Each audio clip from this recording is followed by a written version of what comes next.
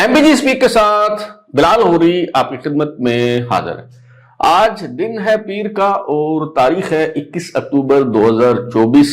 शाम के 7:30 बज चुके हैं और आज की सबसे बड़ी खबर यह है कि 26वीं आईनी तरमीम के तहत चीफ जस्टिस की तैनाती के लिए 12 रुकनी पार्लिमानी कमेटी कायम की जा रही है और इस कमेटी ने 3 दिन के अंदर नए चीफ जस्टिस की तैनाती का फैसला करना है। ये इंतखाब करना है कि कौन होगा सुप्रीम कोर्ट का नया चीफ जस्टिस। तो एक सवाल यह है कि क्या जस्टिस याहिया अफरीदी जो हैं वो चीफ जस्टिस होंगे या फिर जस्टिस अमीनुद्दीन खान जो सुप्रीम कोर्ट के टॉप सीनियर मोस्ट 3 जजों में शामिल नहीं हैं, क्या उन्हें भी चीफ जस्टिस बनाया जा सकता है। और न सिर्फ चीफ जस्टिस सुप्रीम कोर्ट की तैनाती होना है बल्कि आईनी बेंच भी तश्कील दिया जाना है और आईनी बेंच का सरबराह कौन होगा। और ये सवाल भी अपनी जगह मौजूद है कि अगर किसी जूनियर जज को चीफ जस्टिस तैनात कर दिया जाता है तो क्या सुप्रीम कोर्ट के सीनियर मोस्ट जज साहबान यानी जस्टिस मंसूर अली शाह और जस्टिस मुनीब अख्तर रिटायरमेंट ले लेंगे, इस्तीफा दे देंगे या फिर पुरानी तनख्वाह पर काम करते रहेंगे। एक और अहम मामला जो है वो ये है कि इमरान खान साहब ने अपनी रिवायत बरकरार रखी है। जिस तरह नैब कवानीन में तरामीम हुई थी उसे इमरान खान साहब ने चैलेंज किया था, उसकी मुखालफत की थी और जब केस चल रहा था इमरान खान साहब ने कहा था कि वो इससे फायदा नहीं उठाएंगे। लेकिन जब इस हवाले से अपीलें खारिज हो गई और नैब जो कवानीन है उसमें तरामीम को हतमी हैसियत जो है वो हासिल हो गई, तो वो शख्स जिसने नैब कवानीन के तहत सबसे पहले फायदा लेने के लिए अदालतों से रुजू किया वो जनाब इमरान खान साहब थे। और अभी भी तहरीक इंसाफ की तरफ से 26वीं आईनी तरमीम की मुखालफत की गई, लेकिन ये तरमीम मंजूर हो गई। अभी ये जो सदर साहब ने इस पर दस्तखत किए थे अभी शायद वो रोशनाई भी खुश्क नहीं हुई थी और अभी चंद घंटे ही गुजरे होंगे कि इमरान खान साहब की तरफ से इस 26वीं आईनी तरमीम के तहत रिलीफ का मुतालबा जो है वो सुप्रीम कोर्ट में कर दिया गया। ये कब और कैसे हुआ इस हवाले से भी आज के शो में हम डिस्कशन करेंगे और ये भी समझने की और जानने की कोशिश करेंगे कि चीफ जस्टिस कौन हो सकता है और सुप्रीम कोर्ट की कंपोजिशन जो है इस 26वीं आईनी तरमीम के बाद जो है वो क्या हो सकती है। जुडिशल कमीशन जो है वो कैसा होगा और ये जो आईनी यानी कॉन्स्टिट्यूशनल बेंच बनेगा इसके जो चीफ जस्टिस तो नहीं कह सकते लेकिन जो इसके सरबराह होंगे सीनियर मोस्ट जज उनके पास कितने अख्तियारात होंगे, क्या वो चीफ जस्टिस सुप्रीम कोर्ट से ज्यादा बाख्तियार और ताकतवर होंगे। तो सबसे पहले तो मैं ये अर्ज कर दूं कि देखने और सुनने वाले जो हैं उनकी तरफ से बड़े अरसे से ये शिकायत की जा रही थी और गाहे गाहे इस हवाले से मुझे तजावीज़ दी जा रही थी। कहा जा रहा है कि जी ऑडियो के मसाइल हैं, इसे आप जो है वो हल करें और जाहिर है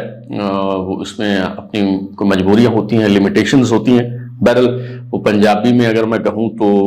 रकमा ला छड़िया ने और खर्चे कर देते ने और महंगा जो माइक है वो ले लिया गया है और अभी मैंने जैसा कि लगाया हुआ है आप देख रहे होंगे। तो इस वाले से अपना फीडबैक जरूर दीजिएगा कि ऑडियो का मसला जो है वो कितना हल हुआ और अभी जो ऑडियो है वो कितनी क्लियर है। तो अपने मौजू की तरफ आते हैं और जो 26वीं आईनी तरमीम है ज़ाहिर है वो पूरा उसका अहाता तो नहीं किया जा सकता। इस हवाले से तफसीली वीडियो जो है वो मैं किसी दिन बनाऊंगा और मुमकिन है कि तराजू पर इस हवाले से जो है वो एक डॉक्यूमेंट्री आप मुलाजा कर सकें। फिलहाल सरसरी सा जायजा लेते हैं और साथ साथ मैं आपको बताता हूं कि चीफ जस्टिस कौन बनेगा और जो कॉन्स्टिट्यूशनल बेंच होगा वो कैसे तश्कील पाएगा, जुडिशल कमीशन की जो कंपोजिशन की गई है उसके क्या असरात जो है वो मुरतब होंगे। तो जनाब 175 ए जो है आर्टिकल कॉन्स्टिट्यूशन का उसके तहत जुडिशल कमीशन की तश्कील नौ की गई है और ये जो जुडिशल कमीशन की तश्कील नौ है वो मैं पहले जो है वो आपको बता चुका हूं कल के शो में कि इससे पहले एक पार्लिमानी कमेटी होती थी और जुडिशल कमीशन होता था। जुडिशल कमीशन की नॉमिनेशन पार्लिमानी कमेटी में जाती थी और पार्लिमानी कमेटी की हैसियत जो है वो रबर स्टंप की थी। अब जो जुडिशल कमीशन है उसको रीऑर्गेनाइज कर दिया गया है, उसको असर नो तश्कील दिया गया है और उसमें जो मुंतखब अवामी नुमाइंदे हैं उनका जो अख्तियार और असर रसूख है वो पहले की निस्बत जो है वो बढ़ गया है। और अभी जुडिशल कमीशन जो है وہ اس کے سربراہ چیف جسٹس ہوں گے، اور اس کے علاوہ 3 جو سینئر موسٹ جج صاحبان ہیں سپریم کورٹ کے وہ اس کے ممبر ہوں گے۔ اور جس طرح اس سے پہلے تھا کہ وفاقی وزیر قانون اور اٹارنی جنرل جو ہیں وہ بدبنائے عہدہ اس جوڈیشل کمیشن کے ممبر ہوا کرتے تھے، وہ ویسے کے ویسے ہی ہوں گے۔ ایک بار کا نمائندہ جو ہے وہ ہوا کرتا تھا، تو بار کی طرف سے ابھی ایک نمائندہ جو ہے وہ بالکل اس میں اسی طرح سے جو ہے وہ موجود ہوگا۔ اس کے علاوہ ایک جو ٹیکنوکریٹ ممبر ہے وہ سول سوسائٹی سے ہوگا، جو اقلیتوں سے بھی ہو سکتا ہے اور خواتین سے بھی ہو سکتا ہے۔ اس کی جو نامینیشن ہے وہ اسپیکر قومی اسمبلی کریں گے، اور وہ کوئی ایسی شخصیت ہوگی جو ٹیکنوکریٹ ہو اور سینٹ کا رکن بننے کی اہلیت رکھتا ہو، یعنی وہ ایم این اے یا سینیٹر تو نہیں ہوگا، البتہ وہ اہلیت رکھتا ہو سینیٹر بننے کی۔ تو ایسے کسی شخص کو جس کا تعلق اقلیتوں سے ہو سکتا ہے یا پھر خواتین سے، اسے اسپیکر نامینیٹ کریں گے، اور وہ جو ہے اس کے یہ جو جوڈیشل کمیشن ہے اس کے ممبر ہوں گے۔ اس کے علاوہ جو 4 ارکان ہیں، ارکان قومی اسمبلی اور سینٹ، جن میں سے 2 کا تعلق سینٹ سے ہوگا اور 2 جو ہیں وہ قومی اسمبلی سے ہوں گے، تو یہ بھی اس جوڈیشل کمیشن کے ممبر ہوں گے۔ اور اس میں جو ہے وہ ظاہر ہے کہ 2 اگر ایم این ایز ہوں گے تو ایک اپوزیشن سے ہوگا اور ایک حکومت سے ہوگا، 2 سینیٹر ہیں اگر تو ایک حکومت سے ہوگا، ٹریجری بینچوں سے ہوگا، اور ایک جو ہے وہ اپوزیشن بینچوں سے ہوگا۔ اور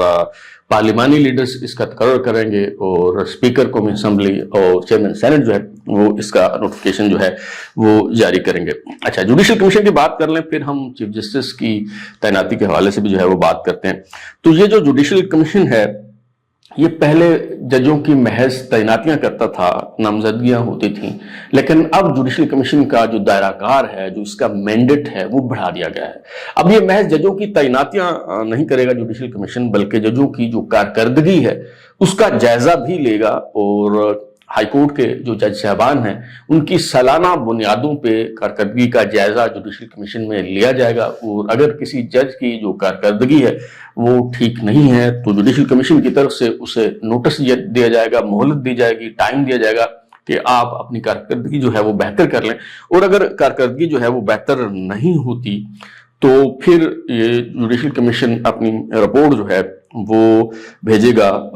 سپریم جوڈیشل کونسل کو، تاکہ اس جج کے خلاف جو ہے وہ کارروائی کی جائے۔ تو یہ جو جوڈیشل کمیشن کے دائرہ کار ہے، اس کا جو مینڈیٹ ہے، اس کے جو فرائض ہیں، اس میں جو ہے وہ اضافہ کر دیا گیا ہے۔ ایک اور چیز بھی اس میں لائی گئی ہے۔ پہلے یہ ہوتا تھا کہ جوڈیشل کمیشن پہ چیف جسٹس جو ہے اس کے جو اختیارات ہیں وہ ایک ڈکٹیٹر کی طرح ہوا کرتے تھے، یعنی چیف جسٹس صاحب جو ہیں ان کی مرضی، وہ جوڈیشل کمیشن کا اجلاس بلائیں نہ بلائیں، کب بلائیں، ججوں کی تعیناتی وہ کریں نہ کریں۔ کچھ ججوں کی تعیناتی تاخیر کا شکار ہو جاتی تھی۔ سپریم کورٹ کے چیف جسٹس صاحبان جو ہیں وہ منتظر رہتے تھے کہ جب ان کی ماحول اس طرح کا ہو کہ وہ اپنے مرضی کے لوگوں کو اپائنٹ کر سکیں تو تب وہ جوڈیشل کمیشن کا اجلاس بلاتے تھے، ادروائز اجلاس نہیں بلایا جاتا تھا۔ اس کا حل یہ نکالا گیا ہے، یہ بھی ایک امینڈمنٹ کی گئی ہے کہ جو جوڈیشل کمیشن کے ارکان ہیں وہ 1/3 ارکان جو ہیں وہ اگر ریکوزیشن بھیج دیتے ہیں جوڈیشل کمیشن کا اجلاس بلانے کے لیے چیئرپرسن کو، جو کہ ظاہر چیف جسٹس سپریم کورٹ ہوں گے، تو چیف جسٹس سپریم کورٹ کو 15 دن کے اندر جوڈیشل کمیشن کا اجلاس بلانا ہوگا۔ اگر 15 دن گزر جاتے ہیں اور چیف جسٹس جو ہیں وہ اجلاس نہیں بلاتے جوڈیشل کمیشن کا، تو پھر جو جوڈیشل کمیشن کے سیکرٹری ہوں گے وہ اپنے اختیارات استعمال کرتے ہوئے چیف جسٹس سپریم کورٹ کی اجازت کے بغیر ہی 7 دن کے اندر وہ اجلاس طلب کر سکتے ہیں ریکوزیشن پہ۔ تو اس طرح کی بہت سی چیزیں جو ہیں وہ اس میں جو ہے وہ کی گئی ہیں۔ اچھا، تو اگر ہم بات کریں اس میں آئینی بینچ کی، تو اس میں کہا گیا کہ آئینی بینچ کا جو سربراہ ہے، اچھا یہ جوڈیشل کمیشن میں ایک اور بھی اہم چیز ہے، اس کے جو ممبرز ہیں اس میں یہ بھی کہا گیا ہے کہ جو کانسٹیٹیوشنل بینچ ہوگا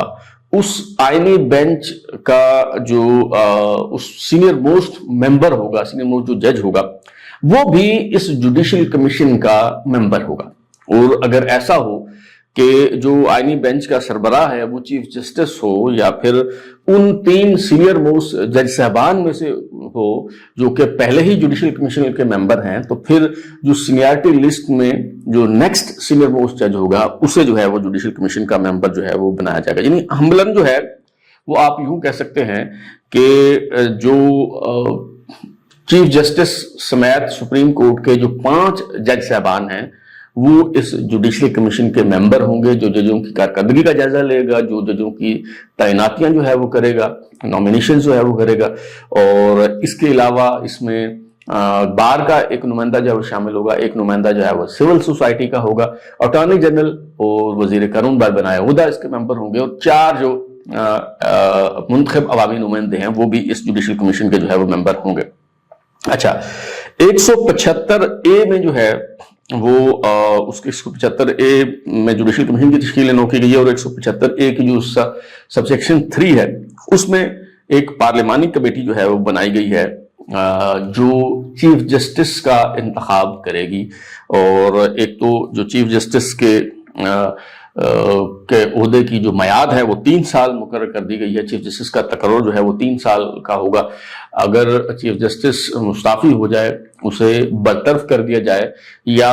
3 سال سے پہلے ہی اس کی عمر کی بالائی حد پوری ہو جائے، یعنی 65 سال ان کی عمر ہو جائے چیف جسٹس صاحب کی، تو وہ پہلے بھی ریٹائر ہو سکتے ہیں، لیکن 3 سال کے بعد وہ ریٹائر ہی متصور ہوں گے، خواہ ان کی جو عمر کی حد ہے وہ پوری نہ بھی ہوئی ہو، تو 3 سال بعد چیف جسٹس صاحب کو جو ہے وہ گھر جانا ہوگا۔ تو چیف جسٹس کا ایک تو ٹینور مقرر کر دیا گیا ہے 3 سال کا، اور چیف جسٹس جو ہے وہ سینیارٹی کی بنیاد پہ نہیں بنے گا، بلکہ جو 3 سینئر موسٹ جج صاحبان ہیں سپریم کورٹ کے،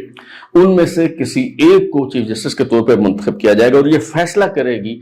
پارلیمانی کمیٹی جو 12 ارکان پہ مشتمل ہوگی، جس میں 8 ارکان قومی اسمبلی ہوں گے، 4 اس میں سینیٹرز ہوں گے، اور اس کمیٹی میں جو ہے پارلیمانی کمیٹی میں متناسب نمائندگی ہوگی، یعنی حصہ بقدر جسہ، جس کے پاس جتنے نمبرز ہیں اتنے ہی اس کو جو ہے وہ اس کی نمائندگی اس کمیٹی میں جو ہے وہ دی جائے گی، اپوزیشن کو بھی اور حکومتی بینچوں کو بھی۔ تو اس میں اگر ہم بات کریں کہ اس وقت جو ہے وہ کمپوزیشن کیا بنتی ہے پارلیمانی کمیٹی کی عددی برتری کے حساب سے، نمبر گیم کے لحاظ سے، اور اس وقت جو ارکان قومی اسمبلی اور سینیٹرز ہیں اس حساب سے ریشو سے اگر دیکھا جائے، یہ اب میں قومی اسمبلی اور سینٹ کا الگ الگ نہیں کر رہا، بلکہ مجموعی طور پہ جو ہے وہ آپ کو بتا رہا ہوں کہ اس وقت کیا کمپوزیشن بنتی ہے۔ مسلم لیگ نون کے 4 ارکان ہوں گے، یہ جو 12 رکنی پارلیمانی کمیٹی ہے، تحریک انصاف کے 3 ارکان ہوں گے، پیپلز پارٹی کے 3 ارکان ہوں گے، جے یو آئی کا 1 رکن ہوگا، اور ایم کیو ایم کا بھی جو ہے وہ 1 رکن ہوگا۔ اس کا مطلب یہ ہوا کہ اگر مسلم لیگ نون، Peoples Party, J U I اور ایم کیو ایم کے ارکان جو ہیں وہ ان کو ملایا جائے تو یہ نمبر جو ہے وہ 9 بنتا ہے۔ اگر جے یو آئی کو نکال دیا جائے تو بھی یہ نمبر 8 بنتا ہے۔ اس کا مطلب ہے کہ حکومت اور اس کے اتحادیوں کے پاس سادہ اکثریت موجود ہے، کیونکہ یہ اس آئینی ترمیم میں کہا گیا ہے کہ جو پارلیمانی کمیٹی ہے چیف جسٹس کی تعیناتی کا جو فیصلہ کرے گی وہ سادہ اکثریت سے نہیں بلکہ 2/3 اکثریت سے کرے گی، یعنی 12 ارکان پر مشتمل ہے کمیٹی، تو 8 ارکان کی حمایت حاصل ہو تو ہی کوئی فیصلہ جو ہے وہ لیا جا سکے گا۔ تو حکومت کے پاس یہ جو 2/3 اکثریت ہے وہ موجود ہے، اور حکومت کو چیف جسٹس کی تعیناتی کے حوالے سے کوئی مسئلہ نہیں ہے۔ میرا نہیں خیال کہ اپوزیشن اس میں کسی قسم کا کوئی رکھنا جو ہے وہ ڈال سکتی ہے۔ تو اب ہم آتے ہیں اس طرف کہ چیف جسٹس کون بن سکتا ہے اور ممکنہ آپشنز جو ہیں وہ کیا ہو سکتی ہیں۔ اچھا، ایک آپشن تو یہ ہے کہ جیسے ابھی سنا جا رہا ہے کہ کچھ جج صاحبان سر جوڑ کے بیٹھے ہیں، مشاورت ہو رہی ہے، تو ایک تو یہ بھی اطلاعات مل رہی ہے کہ ایک بہت بڑا استعفیٰ آ سکتا ہے، اور وہ استعفیٰ جسٹس منصور علی شاہ کا جو ہے وہ ہو سکتا ہے۔ تو اگر جسٹس منصور علی شاہ یہ پروسیس انیشیٹ ہونے سے پہلے ہی ریزائن کر جاتے ہیں، مستعفی ہو جاتے ہیں، تو پھر ظاہر ہے سینیارٹی لسٹ جو ہے وہ بدل جائے گی، اور پھر اس میں جسٹس منیب اختر، جسٹس یحییٰ آفریدی اور جسٹس امین الدین خان جو ہیں وہ 3 سینئر موسٹ جج صاحبان ہوں گے۔ لیکن اگر جسٹس منصور علی شاہ جو ہے وہ صبر سے کام لیتے ہیں اور وہ دیکھتے ہیں ابھی کہ کیا ہوتا ہے، اور ابھی وہ استعفیٰ نہیں دیتے، تو بھی جسٹس امین الدین خان کا نمبر لگ سکتا ہے۔ وہ کیسے لگ سکتا ہے میں عرض کرتا ہوں۔ مثال کے طور پہ یہ اس وقت 3 سینئر موسٹ جو جج صاحبان ہیں، جسٹس منصور علی شاہ، جسٹس منیب اختر اور جسٹس یحییٰ آفریدی، اب اگر یہ جو پارلیمانی کمیٹی ہے یہ فیصلہ کرتی ہے کہ جسٹس یحییٰ افریدی جو ہیں وہ چیف جسٹس ہوں گے، اور جسٹس یحییٰ افریدی معذرت کر لیتے ہیں، چیف جسٹس بننے سے انکار کر دیتے ہیں، تو پھر کیا ہوگا؟ یہ 26ویں آئینی ترمیم میں جو طریقہ کار وضع کیا گیا ہے اس کے تحت جو نیکسٹ سینئر موسٹ جج ہوں گے پھر وہ اس سینئرٹی لسٹ میں شامل ہو جائیں گے، اور پھر ان کے نام پہ جو ہے وہ غور ہوگا، یعنی پھر ان کو نکال کے جو 3 جج صاحبان ہوں گے سینئر موسٹ، پھر ان میں سے کسی کو، اور جب تک یہ چیف جسٹس کی تعیناتی نہیں ہو جاتی یہ سلسلہ یوں ہی جو ہے وہ چلتا رہے گا۔ اور یہ جو پارلیمانی کمیٹی ہے ویسے تو اس میں جو ہے وہ کہا گیا ہے کہ یہ پارلیمانی کمیٹی جو ہے جس میں 8 ارکان قومی اسمبلی ہوں گے، 4 سینیٹرز ہوں گے، متعلقہ جو پارلیمانی لیڈرز ہیں وہ نام دیں گے، اسپیکر قومی اسمبلی اور چیئرمین سینٹ جو ہے وہ نوٹیفیکیشن کریں گے۔ اور ویسے تو اس کو کہا گیا ہے پارلیمانی کمیٹی کو کہ جب بھی چیف جسٹس کی ریٹائرمنٹ ہوگی تو ان کی ریٹائرمنٹ سے 14 دن پہلے اس کمیٹی نے، پارلیمانی کمیٹی نے 3 سینئر موسٹ جج صاحبان میں سے کسی ایک کا انتخاب کر کے اس کی سفارشات پر مبنی جو ایک رپورٹ ہے وہ پرائم منسٹر کو بھیجنی ہے، اور پرائم منسٹر جو ہے یہ سمری جو ہے وہ ایوان صدر بھیجیں گے، اور صدر مملکت جو ہے وہ پھر اس کی منظوری دیں گے۔ اچھا، اس میں یہ بھی باقاعدہ خیال رکھا گیا ہے کہ یہ جو پارلیمانی کمیٹی ہے اس میں چونکہ نمائندگی ہے قومی اسمبلی کے بھی اور سینٹ کے بھی، تو اگر قومی اسمبلی تحلیل ہو جاتی ہے اور اس دوران اگر چیف جسٹس کی تعیناتی کا مرحلہ آ جاتا ہے تو پھر کیا ہوگا؟ تو پھر یہ ہوگا کہ یہ جو 8 ارکان قومی اسمبلی ہیں وہ 8 ارکان بھی سینٹ سے ہوں گے، یعنی پارلیمانی کمیٹی کے 12 ارکان جو ہیں وہ سینٹ سے لے لیے جائیں گے، اور وہ جو ہے یہ فیصلہ کریں گے کہ کون چیف جسٹس ہوگا۔ تو چیف جسٹس کی ریٹائرمنٹ سے 14 دن پہلے سفارشات دیں گی اس کمیٹی نے، لیکن اس میں کہا گیا ہے کہ یہ جو 26ویں آئینی ترمیم کے بعد جو پہلا اجلاس ہے، جو پہلی سفارشات ہیں، جو پہلے چیف جسٹس کی تعیناتی ہے، اس کے لیے 3 دن کا ٹائم جو ہے وہ دیا گیا ہے کہ 3 دن میں اگر آپ نے فیصلہ کرنا ہے، یعنی اگر 21 تاریخ کو یہ جو ہے 26ویں آئین ترمیم منظور ہوئی ہے اور آئین کا حصہ بنی ہے تو 3 دن ہیں، یعنی 24 تاریخ تک جو ہے وہ اس کمیٹی نے اپنی سفارشات پرائم منسٹر کو بھجوانی ہے، اور 26 اکتوبر کو چونکہ جسٹس قاضی وسطائی صاحب کی ریٹائرمنٹ ہے تو اس سے پہلے ہی 25 تاریخ کو نئے چیف جسٹس کی تعیناتی کا نوٹیفیکیشن جو ہے وہ ہو جائے گا۔ اور اس امینڈمنٹ پہ یہ بھی کہا گیا ہے کہ کسی رکن کے غیر حاضر ہونے سے کوئی فرق نہیں پڑے گا، کوئی رکن غیر حاضر ہو تو بھی یہ کمیٹی جو ہے یہ اپنا فیصلہ لے سکتی ہے، اور اس بنیاد پہ اس کی کارروائی کو چیلنج نہیں کیا جا سکے گا، اور اس کی کارروائی جو ہے وہ ان کیمرہ ہوگی اور اس کا ریکارڈ جو ہے وہ رکھا جائے گا۔ تو یہ چیف جسٹس کی تعیناتی کا طریقہ کار ہے، اور ممکنہ آپشنز میں نے آپ کو بتا دیے ہیں کہ اگر جسٹس یحییٰ افریدی کو چیف جسٹس نامینیٹ کیا جاتا ہے، اگر وہ چیف جسٹس بننے کو تیار ہو جاتے ہیں تو ویل اینڈ گڈ، لیکن اگر وہ معذرت کر لیتے ہیں اور کہتے ہیں کہ میں نے چیف جسٹس نہیں بننا، تو پھر اس میں جسٹس امین الدین جو ہیں وہ بھی چیف جسٹس بن سکتے ہیں، اور اگر جسٹس یحییٰ افریدی چیف جسٹس بنتے ہیں تو ظاہر ہے کہ پھر جسٹس امین الدین خان جو ہے وہ ممکنہ طور پہ وہ جو آئینی بینچ تشکیل دیا جانا ہے، کانسٹیٹیوشنل بینچ، وہ اس کے جو ہے وہ سربراہ ہوں گے۔ اچھا، یہ ایک اور جو ترمیم کی گئی ہے 186A کے تحت جو ہے وہ سپریم کورٹ کو یہ اختیار دیا گیا ہے کہ ہائی کورٹ میں زیر سماعت جو مقدمات ہیں وہ انصاف کے تقاضوں کو پورا کرنے کے لیے سپریم کورٹ اگر چاہے تو کسی مقدمے کو جو ایک ہائی کورٹ میں زیر سماعت ہے اسے کسی دوسری ہائی کورٹ میں منتقل کر سکتی ہے، ٹرانسفر جو ہے وہ کر سکتی ہے۔ اسی طرح 191A جو ہے اس 26ویں آئینی ترمیم کا جو کی گئی ہے اس میں جوڈیشل کمیشن اور آئینی بینچوں کی تشکیل کے حوالے سے پروویژن ہے، اور اس میں کہا گیا کہ جی تمام صوبوں سے جو ہے وہ یکساں ممبر اس کے ہوں گے، اور موسٹ سینئر جو جج ہوگا وہ اس کانسٹیٹیوشنل بینچ کا جو ہے وہ سربراہ ہوگا۔ لیکن سب سے اہم ترین سوال یہ ہے کہ اگرچہ وفاقی آئینی عدالت نہیں بنی، کانسٹیٹیوشنل کورٹ نہیں بنی، اور محض کانسٹیٹیوشنل بینچ بنانے پر اکتفا کر لیا گیا ہے، لیکن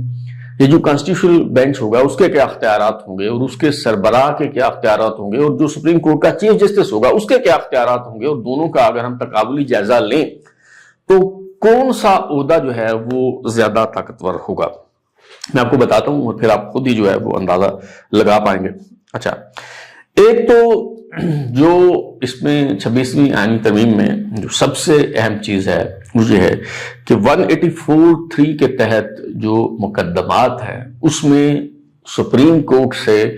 سو موٹو یعنی از خود نوٹس لینے کا جو اختیار ہے وہ واپس لے لیا گیا ہے۔ اب 184(3) کے تحت سپریم کورٹ یعنی جہاں پبلک انٹرسٹ کا معاملہ ہو وہاں لیٹیگیشن تو ہو سکتی ہے، پٹیشن تو دائر کی جا سکتی ہے، لیکن سپریم کورٹ از خود نوٹس اب نہیں لے سکے گی 26ویں آئینی ترمیم کے بعد۔ اچھا، تو اب یہ جو آئینی بینچ ہے اس کے کیا اختیارات ہوں گے؟ ایک تو 184 کے تحت جو مقدمات ہیں اوریجنل جیورسڈکشن میں، وہ اب یہ جو کانسٹیٹیوشنل بینچ ہے وہ ان مقدمات کو جو ہے وہ سنے گا۔ 184(3) کے تحت جو سپریم کورٹ کی اپیلیٹ جیورسڈکشن ہے اس کے تحت جو عام مقدمات ہیں وہ تو ہائی کورٹ میں جب فیصلہ ہوتا ہے تو سپریم کورٹ میں جب ان کی اپیل جاتی ہے تو وہ سپریم کورٹ ہی اس کو سنے گی اور اس پہ فیصلہ کرے گی۔ لیکن اگر کوئی ایسا فیصلہ ہائی کورٹ میں ہوا ہے کہ جس میں کوئی آئینی تشریح ہے، کوئی کانسٹیٹیوشنل میٹر ہے، کسی آئینی نقطے کی تشریح کی گئی ہے، وضاحت کی گئی ہے، تو 185(3) کی جو اپیلیٹ جیورسڈکشن ہے اس کے تحت سپریم کورٹ ان مقدمات کو نہیں سنے گی، بلکہ یہ جو کانسٹیٹیوشنل بینچ ہوگا یہ اس کا دائرہ کار ہوگا، وہ اس پہ جو ہے وہ اپیلیں سنے گا اور اس پہ جو ہے وہ فیصلے کرے گا، یہ جو کانسٹیٹیوشنل بینچ ہے۔ اگین 186 کے تحت، آئین کے آرٹیکل 186 کے تحت جو سپریم کورٹ کی جیورسڈکشن ہے جسے ایڈوائزری جیورسڈکشن کہا جاتا ہے، جس کے تحت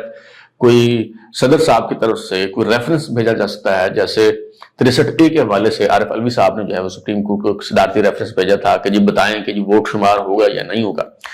تو جو ایڈوائزری جیورسڈکشن ہے جو سپریم کورٹ کے پاس ہوا کرتی تھی وہ بھی اب سپریم کورٹ کے پاس نہیں ہوگی، چیف جسٹس کے پاس یہ اختیار نہیں ہوگا، بلکہ یہ اختیار جو ہے وہ کانسٹیٹیوشنل بینچ کے پاس ہوگا، اور کانسٹیٹیوشنل بینچ کے جو ہیڈ ہوں گے وہ میرے خیال میں چیف جسٹس سپریم کورٹ سے کہیں زیادہ بااختیار اور طاقتور ہوں گے، اور بظاہر یوں لگتا ہے کہ چیف جسٹس سپریم کورٹ کا کوئی بھی ہوں اس بات سے اب کوئی فرق نہیں پڑتا، کیونکہ وہ چپ چاپ کونے میں بیٹھ کے دہی کھاتے رہیں گے۔ جو عام مقدمات ہیں، سول اور کرمنل مقدمات کے حوالے سے جو اپیلیں ان کے پاس آئیں گی وہ انہیں سنیں گے، ان پہ فیصلہ کریں گے۔ باقی میں نے آپ کو بتا دیا 184 کے تحت جو معاملات ہوں گے وہ سارے کانسٹیٹیوشنل بینچ کے پاس جائیں گے۔ 185(3) کے انڈر بھی جو اپیلیں جن میں آئینی تشریح کا معاملہ ہوگا وہ بھی کانسٹیٹیوشنل بینچ کے پاس جائیں گے۔ 186 کے تحت جو ایڈوائزری جیورسڈکشن ہے وہ بھی اب یہ کانسٹیٹیوشنل بینچ جو ہوگا اس کے دائرہ کار میں جو ہے وہ شامل ہو گئی۔ یہ جو کانسٹیٹیوشنل بینچ ہے اس کے بارے میں کہا گیا ہے کہ یہ اس کے بینچ کے میں جج صاحبان کی تعداد کم از کم جو ہے وہ 5 ہوگی، اور جو آئینی بینچ کے سربراہ ہیں وہ 2 سینئر موسٹ جج صاحبان کی مشاورت سے جو ہے وہ مقدمات کو ڈسپوز آف کرنے کے لیے اور سماعت کے لیے مقرر کرنے کا فیصلہ جو ہے وہ کیا کریں گے۔ تو یہ کچھ جو ہے وہ جوڈیشل کمیشن کی کمپوزیشن ہوگی، اور جو کانسٹیٹیوشنل بینچ ہوگا وہ کچھ اس طرح سے ہوگا۔ اور جیسا کہ افواج پاکستان میں ہوتا ہے، آپ نے دیکھا ہوگا کہ جب آرمی چیف کا انتخاب ہوتا ہے اور سینئر موسٹ جنرلوں کی ایک فہرست آتی ہے اور پرائم منسٹر پھر اس میں سے ڈیسائیڈ کرتے ہیں کہ کس کو آرمی چیف جو ہے وہ لگانا ہے، تو جیسے اس میں ہوتا ہے کہ جب اگر کوئی نیچے سے کسی کو آرمی چیف بنا دیا جاتا ہے تو جو جنرل سپر سیڈ ہو جاتے ہیں وہ پھر مستعفی ہو جاتے ہیں۔ تو دیکھنا یہ ہوگا کہ کیا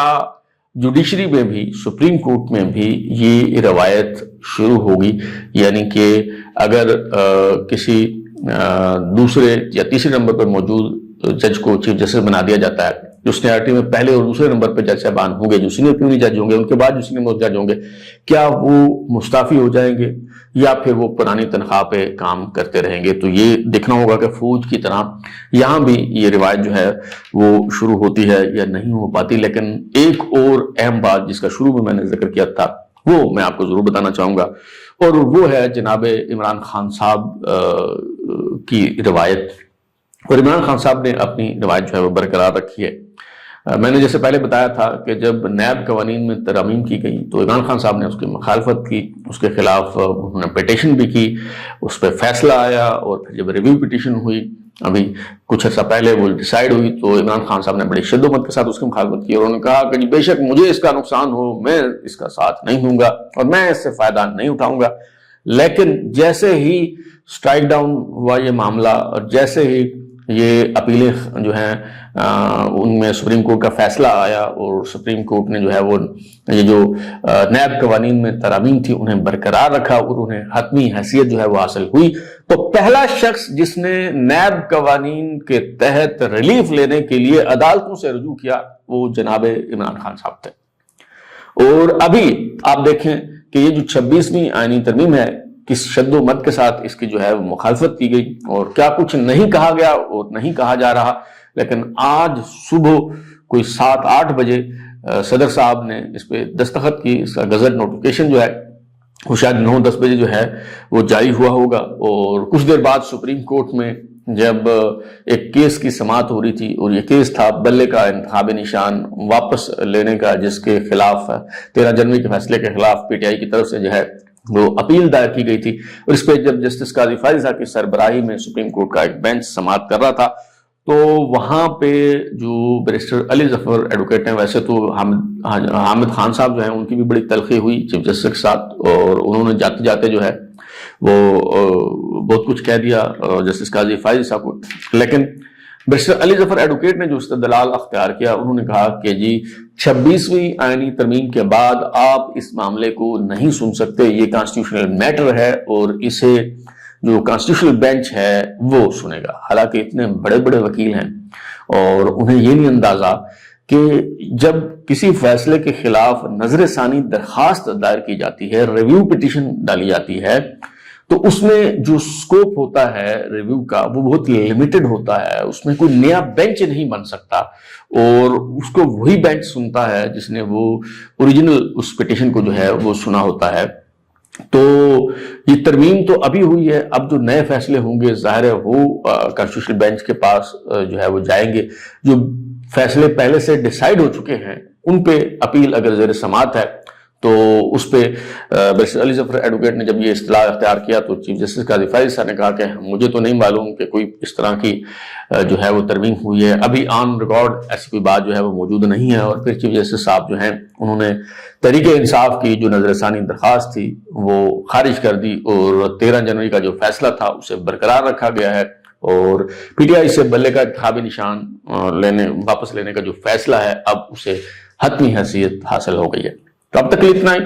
بلال اور گزار دیجیے, پھر ملاقات ہوگی. اگر آپ کو ہمارا شو پسند آیا تو اسے لائک کریں, کامنٹ کریں, شیئر کریں اور ہمارا چینل سبسکرائب کرنے کے بعد بیل آئیکن یعنی گھنٹی ضرور دبائیں تاکہ آپ کو نئی ویڈیوز نوٹیفیکیشن ملتے رہے. بہت شکریہ.